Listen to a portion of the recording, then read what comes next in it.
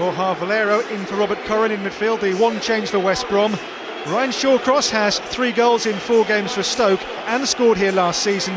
James Beattie's name absent from England debate last week. With 5 goals since January, no English striker has been more productive. The atmosphere is really something special. It's a local derby of sorts, only 40 miles between West Bromwich and Stoke. Goalkeeper here takes a risk, Sorensen, with Simpson very close by. Higginbottom away. This is Shelton Martis bounce awkward. It comes to Ricardo Fuller, mistake by Martis. Ricardo Fuller goes for goal. It finds a way past the goalkeeper Carson, and Stoke City, inside of 2 minutes, have the goal. It's the worst possible start for West Brom. It is a must-win game. Mistake by Martis, and then Fuller through Carson.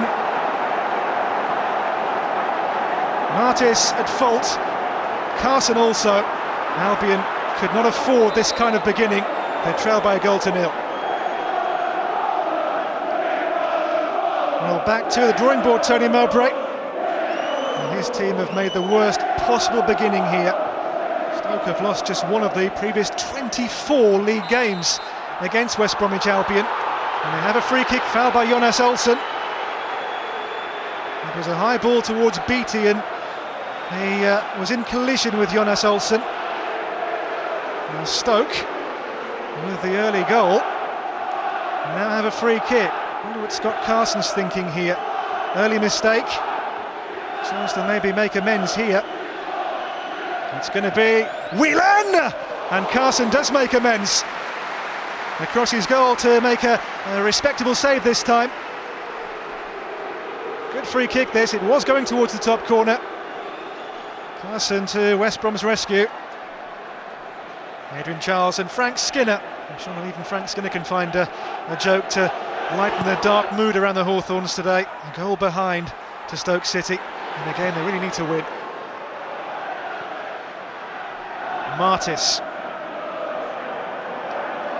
able to roll forward here, the big defender Martis, through for Jay Simpson.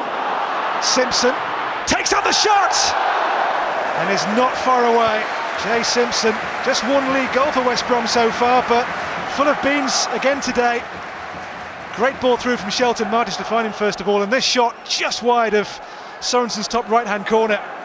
Drilled in with Sorensen beaten. Gianni Zyvalon.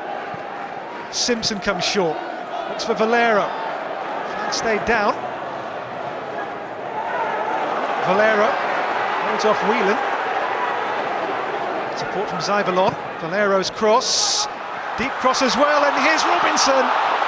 It wouldn't quite sit, and Robinson kicks the post in sheer frustration. And he's a feisty figure, is Paul Robinson. And here he knows this was a chance to level for West Brom.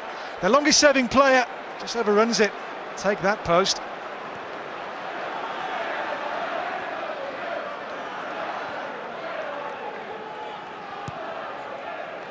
Higginbottom. Fuller. Here goes Etherington away from Zyvalon. Etherington still there. Comes to Beattie.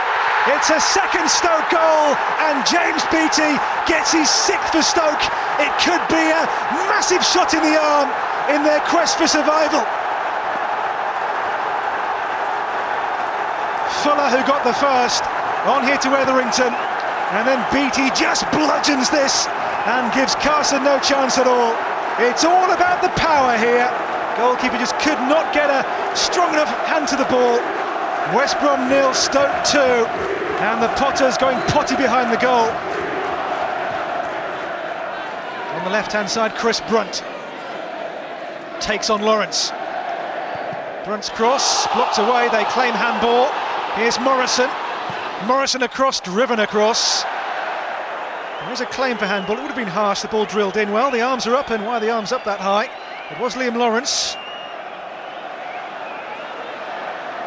Teixeira. Brunt. Brunt goes for goal. Good hit as well against the crossbar. Might come to Bednar. There is Bednar. Fortuné took it down. Out to Teixeira. Well, Chris Brunt had a goal taken off by the dubious goals panel last week.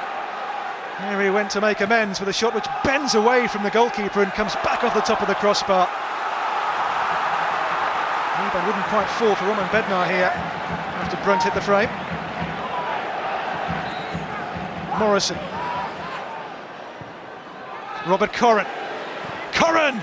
Deflection! Goal! No! Offside flag is up.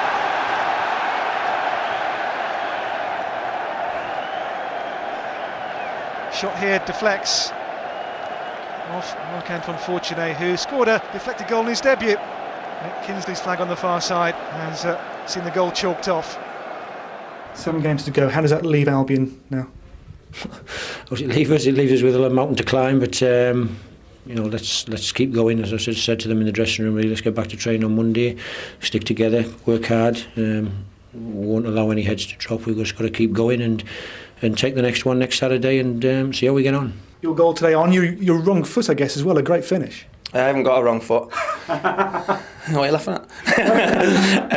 No, yeah, it's you know, my left foot's I'm predominantly right-footed, and you know, it was quite a good finish. We've got a lot of work to do. We've 7 games to go, and we have a certain number of points that we must get. And the important thing is that we keep our feet on the ground, and the lads keep working as hard as they've done. It's a second clean sheet on the bounce, and that's what we've got to do. We've got to work hard as a team up and down the pitch, when we've got the ball and when we haven't got the ball. And Stoke's first away win in the top flight for 25 years. As for Borough and West Brom, well, it's looking pretty desperate, and there's an obvious reason. Their defending was abysmal at times. Oh, well, Middlesbrough played today and defended like a team who were about to be relegated, and Gareth Southgate fronted up and said if they don't beat Hull next week, then, you know, that's quite going to be the case. I mean, as the ball comes in, it's 7 red shirts of Middlesbrough against 4 of Bolton. And it's just a comedy of errors. There's so much time, you know, 2 touches each from the 2 players from Bolton.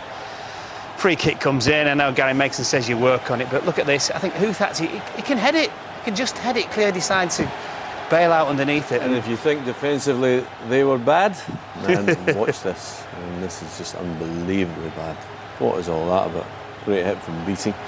And this is the worst. Tell me, please, they can't score from that position. But just